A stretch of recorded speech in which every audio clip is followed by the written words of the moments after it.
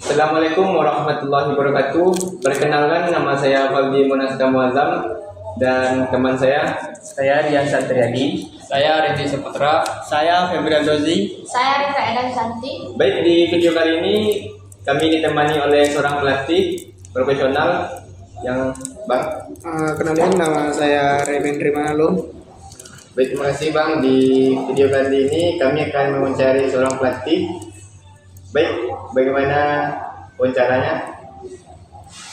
Bang, gimana sih cara abang melatih orang yang awalnya nggak bisa berenang terus jadi bisa gitu bang?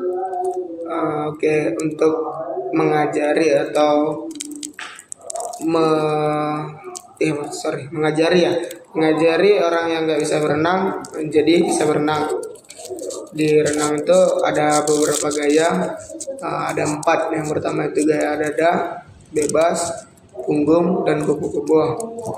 Nah, untuk dari orang yang belum bisa menjadi bisa, biasanya ya kalau di daerah Sumatera itu pada umumnya untuk awal gaya yang dipakai itu gaya bebas, berbeda dengan di luar Sumatera, khususnya di Pulau Jawa. Kalau di Pulau Jawa kebanyakan mereka pertama kali yang diajarkan itu renang gaya bebas gitu. Kalau untuk kenapa nggak dipakai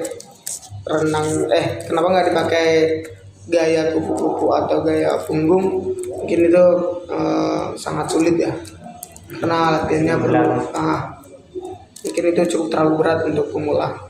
Oke. Baik Bang, ini pertanyaan saya. Bagaimana cara Bang mengatasi seseorang yang pernah trauma dengan berenang Bang? Cara mengatasinya, ketakutan yang berlebihan Bang? Untuk trauma di renang itu kan ada banyak, mungkin kayak takut air, terus takut kedalaman, dan lain-lain ya. Kalau untuk mengatasi orang yang trauma dalam renang itu, yang pertama-tama itu kita harus perkenalan terlebih dahulu. Kemudian kita ajak dia perkenalan dengan permukaan air ataupun kedalaman sampai benar-benar dia rileks. Dan mulai dari situ nanti kita bisa masuk ke mengajari dia beberapa gaya. Pada awalnya itu gaya dada. Kalau gimana caranya bang saat kita berenang gaya bebas terutamanya, cara mengambil nafas itu bang, sering masuk air telinga atau terminum airnya bang, gimana cara mengatasinya? Untuk mengatasi cara mengambil nafas gaya bebas yang sering masuk air ya. Kalau itu yang perlu diperbaiki, yang pertama itu teknik dan gayanya. Karena kalau di renang itu sebenarnya masuk air itu wajar karena kita dalam air ya. Mau masuk ke kuping, ke hidung itu biasa wajar.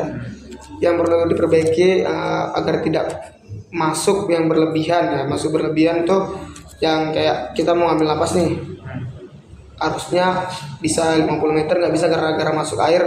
Otomatis kalau udah masuk ke hidung itu pasti pening ya. Ini langsung kepala itu langsung sakit.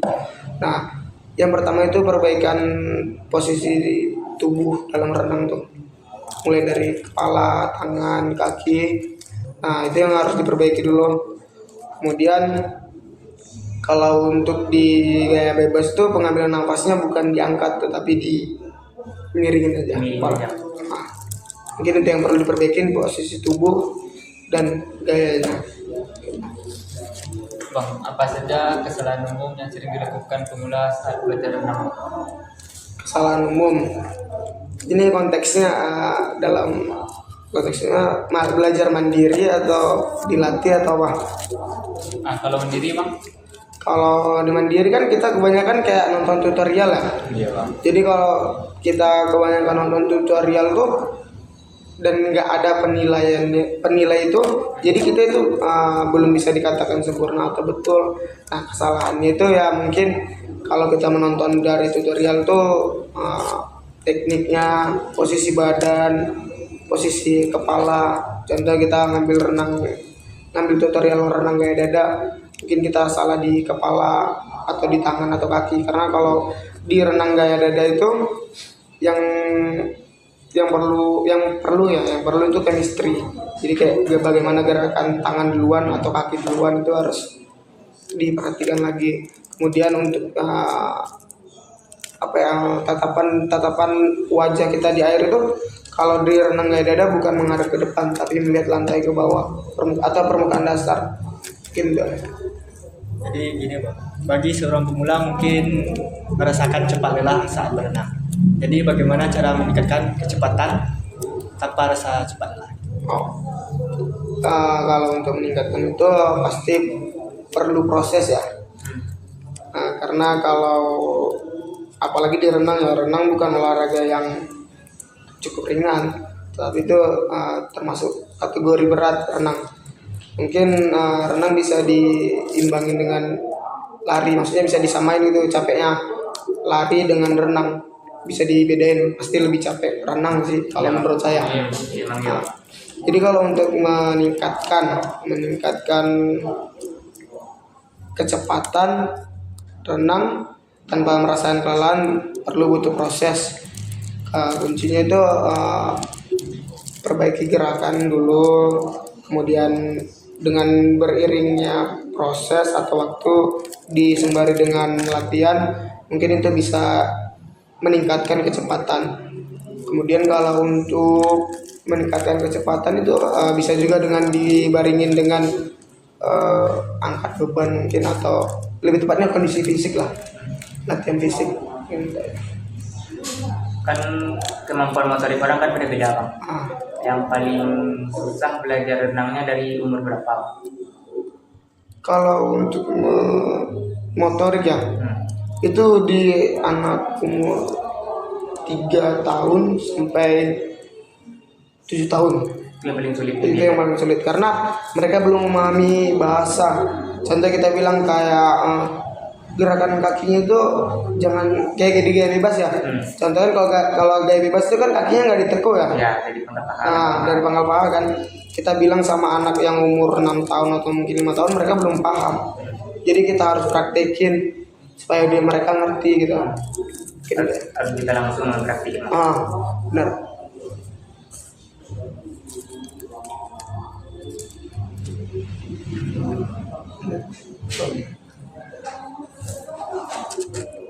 Minum dulu nggak sih?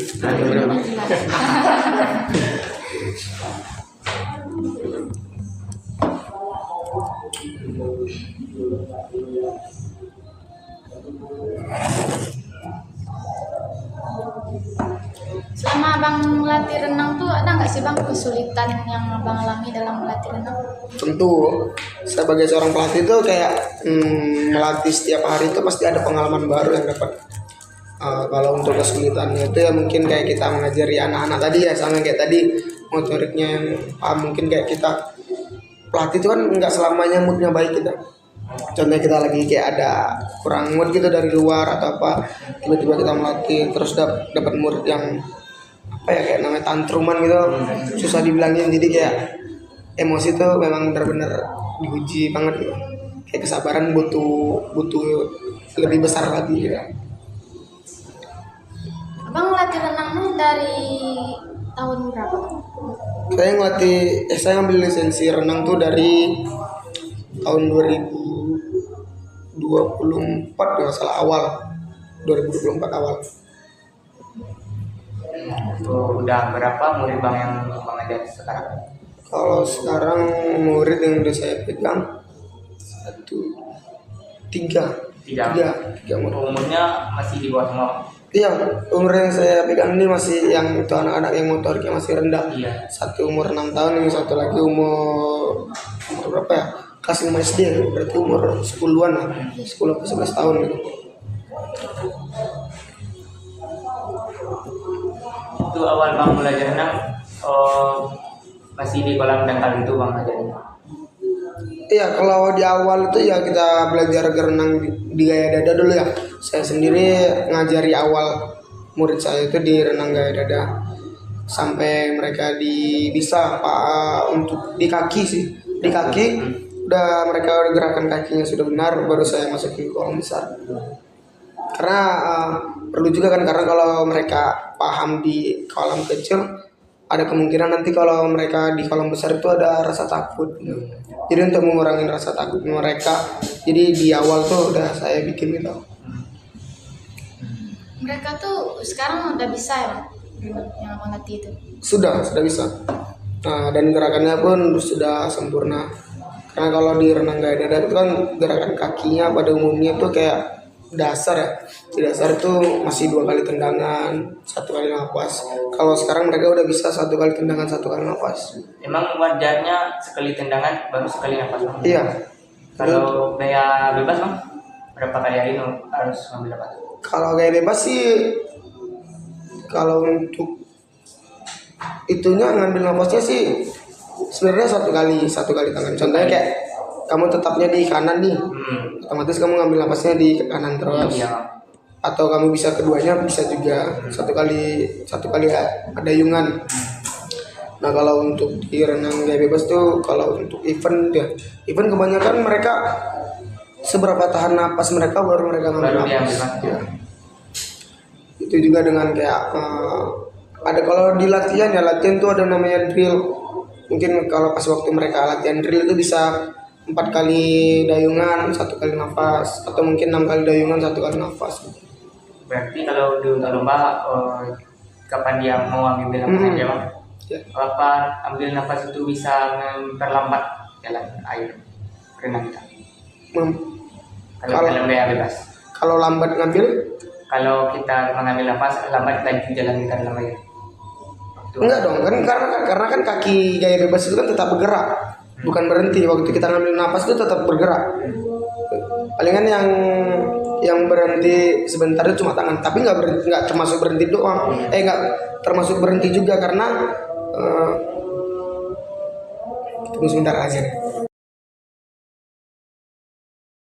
Baik, dikarenakan tadi azan, langkah baiknya ditunda dulu karena tidak baik dilanjutkan sekarang.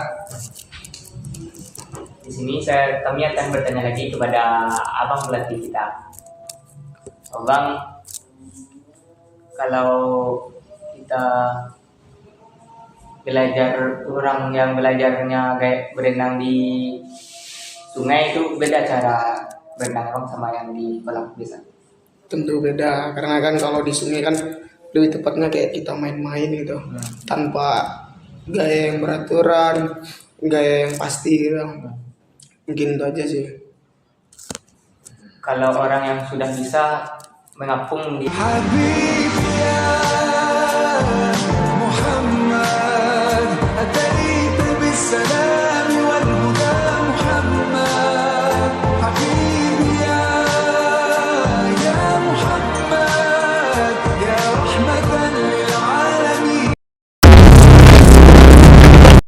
Terima kasih kepada Abang telah memberi ilmu yang bermanfaat bagi kami. Semoga kami dapat mempraktekannya langsung. Kami akhiri. Assalamualaikum warahmatullahi wabarakatuh.